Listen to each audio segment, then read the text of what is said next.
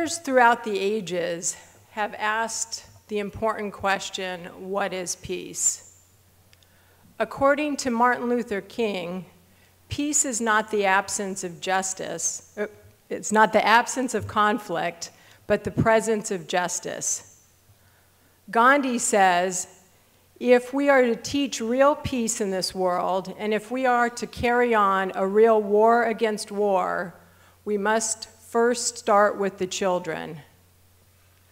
Jimi Hendrix took someone else's words and transformed them into his own when he said, "When the power of love overcomes the love of power, the world will know peace."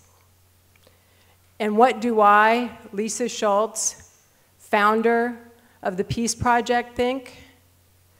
I think that through creativity and community, we can change the world. And I'd like to tell you a story that I hope will cause you to believe that as well. In July 2010, inspired by the story of Jeremy Gilley, who Karen Blesson had introduced me to, who almost single-handedly lobbied heads of state around the world to get World Peace Day on the calendar, and the pictures of photojournalist Pep Bonet, who visited the tiny country of Sierra Leone and captured in his amazing photographs not just the despair of the thousands of amputees in Sierra Leone, but also the triumph as they recaptured their life. I asked the question, if one man can get World Peace Day on the calendar, what can an entire creative community do? And what better place to start than Sierra Leone, a country consistently ranked among the poorest in the world that has recently suffered what many call the cruelest war in Africa's recent history. The online community I'm talking about is thewhole9.com that I launched with the tireless and patient Heidi Huber at my side 5 years ago. We launched the Peace Project by rallying the support of thousands of artists and other creative people from around the world. We kicked off with an international art competition that became a traveling exhibit. We created peace walls in Sierra Leone and Los Angeles, all to raise money to go directly to help the people of Sierra Leone. Since then, I've traveled to Sierra Leone numerous times, and we've made unbelievable progress. I've seen the people that we've touched, and I've heard this. From the amputee soccer team, a group of men who lost their arms, their legs, who lost their homes, sometimes their families, and that indescribable something that makes a man a man.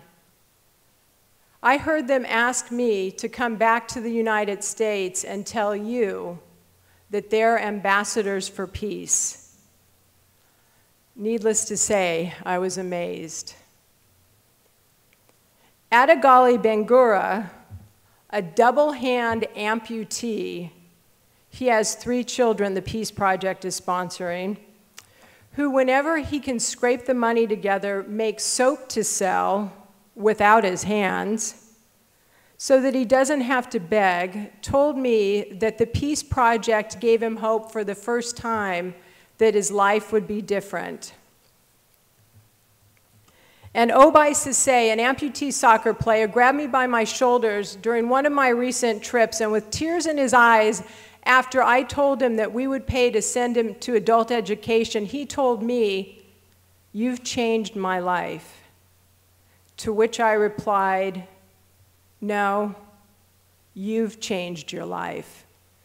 Because you decided, rather than lay down and die, you would stand up, move forward, and forgive." Obai and his amputee teammates affected Pep Bonet so deeply that he took a whole series of photographs And amazingly, I got to see those photographs. Coincidence? Luck? I prefer to call it a miracle. And this miracle and a hell of a lot of hard work led to others, including the fact that just 1 year after we started, the Peace Project successfully implemented what we're told is one of the largest and is certainly the most collaborative social effort ever to take place in Sierra Leone, Operation Rise. On World Peace Day, September 21st, 2011, the Peace Project changed the lives of thousands of people and their families and their communities by distributing 10,000 pairs of crutches across the entire country of Sierra Leone. Sierra Leone is the size of North Carolina and has 20% of the world's amputees. Some of the recipients had been crawling around on the ground since the Civil War ended 10 years ago because they couldn't afford a pair of crutches. This effort was amazing. Even UNICEF, the world's biggest NGO, politely suggested to me that we roll this out over months instead of implementing it on one day. I laughed. I respect UNICEF, but they missed the point. We did it on one day because even though the work we're doing is about transforming Sierra Leone, it's also about transforming you. It's about causing you to believe that great change is possible. It's about showing the world that great change is possible and paving the way for even greater change. Our next initiative is also ambitious. We seek to build and begin operations of the first Peace Center in Sierra Leone by the end of the year. At the Peace Center, the Peace Project, in collaboration with our trusted in-country partners, will provide critical skills training designed to get people working as quickly as possible. We'll also have arts and cultural initiatives, all of this designed to bring more hope and joy into the community. Hope and joy are some of the fundamentals to sustainable peace. Sustainable peace is something I've thought a lot about since I started doing work in Sierra Leone. I've realized that author Robert Fulghum, who said, "Peace is not something you wish for, it's something you make, something you do, something you are, and something you give away," and who wrote the best-selling book, Everything I Know I Learned in Kindergarten, was really on to something. Although personally I've come to believe that learning what makes peace starts even earlier. It's something we both teach and relearn from our children. Here are some of the things that I think about daily with my daughter Willow and my son Tajon. Honesty is the best policy. While I agree with this, I think journalist and playwright Don Marquis said it best. Honesty is a good thing, but it is not profitable to its possessor unless it is kept under control. In other words, you've got to exercise restraint in delicate situations and know when to just shut up. You've also got to know when to say you're sorry. In fact, admitting mistakes and learning how to apologize authentically and quickly may be one of the most important things to making peace. So is sharing. I often quote Lao Tzu, the father of Taoism, who once said, "Only with an open hand can you hold the river."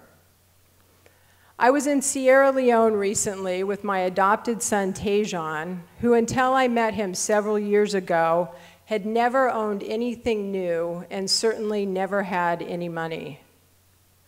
We were walking along on a Sunday morning, hand in hand, and Tajon was quite pleased with himself. We had just had breakfast, and he had some money in his pocket. Up ahead of us, we saw 3 children leading their blind parents, which unfortunately is a sight you see all too often on Sundays, because that's when children bring their parents, who have no other options, out to beg. As they got closer, my son Tejan reached into his pocket and took out all the money that I had given him, split it up, and gave it to the 3 people in front of us. This is one of the many things that caused me to believe that I'll learn more from the people of Sierra Leone than they'll ever learn from me. My daughter Willow is also a daily inspiration. And as I've seen people in Sierra Leone who in some cases have had their arms or legs brutally chopped off, but who are now learning to live peacefully, not just in the same country, but often in the same community with the perpetrators of these crimes, I've learned about the incredible capacity for human forgiveness. And I've realized that peace is not possible without it. As peace activist Robert Mueller said, to forgive is the highest, most beautiful form of love. In return, you will receive untold peace and happiness. Perhaps you've realized, as I have, that peace is not just an abstract concept or state of being that just happens. It's something we make happen, or as we like to say at the Peace Project, peace is a verb. Living in peace also requires the realization that none of us have all the answers, that it's important to keep asking the questions. And that's something the Peace Project intends to do with our upcoming worldwide campaign, Make Peace. The Make Peace campaign will invite people around the world into a dialogue about what makes peace.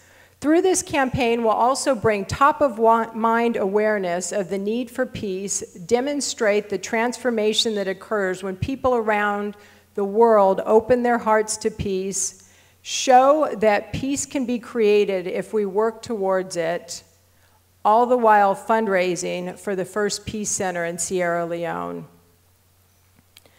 Simultaneous to this worldwide dialogue and fundraising campaign, myself and filmmaker Michelle DaCosta will traverse the Sierra Leone countryside along with the Peace Project's in-country partners and head of one of Sierra Leone's top newspapers. During this journey, gatherings will be organized and people will be engaged in a dialogue about what makes peace and what contributes to the lack of peace and the civil unrest that's currently affecting Sierra Leone. What we learn through these conversations will be shared through traditional media in Sierra Leone and broadcast worldwide through traditional and social media, and will be captured for use in the Peace Project's documentary, Peace is a Verb. We'll also be doing something that we believe has not been done before. We'll invite people throughout Sierra Leone to make modest financial contributions to the creation of the Peace Center. I'm sure some of you and many others will scratch your heads in bemusement when you hear that we're fundraising in one of the poorest countries in the world. I've learned something very important though, and that is that the people in Sierra Leone don't want a handout, they want a hand up. And changing the world involves ensuring that everyone is invested in the process. And often that starts with putting your money, no matter how little, where your mouth is. We believe doing the campaign this way will ensure that the first Peace Center in Sierra Leone will be created by all people, for all people. We believe that Make Peace is a new kind of campaign that can further open the door for a different way to create change. One that promotes greater equality between donors and recipients and creates a stronger connection between the two. I've learned a lot about peace, since we started this journey. I've learned that I can't do it alone, and neither can you. We must join hands. We must think small and start big. We must think big and start small. And we must start now. I invite you to join hands with the Peace Project, starting with paying us a visit at some point right over by the peace sign, one of the many peace signs. And if you've got a minute, I'd also like to invite you to share your thoughts on video about what makes peace. Thank you. Together, let's continue proving that through creativity and community, we can change the world.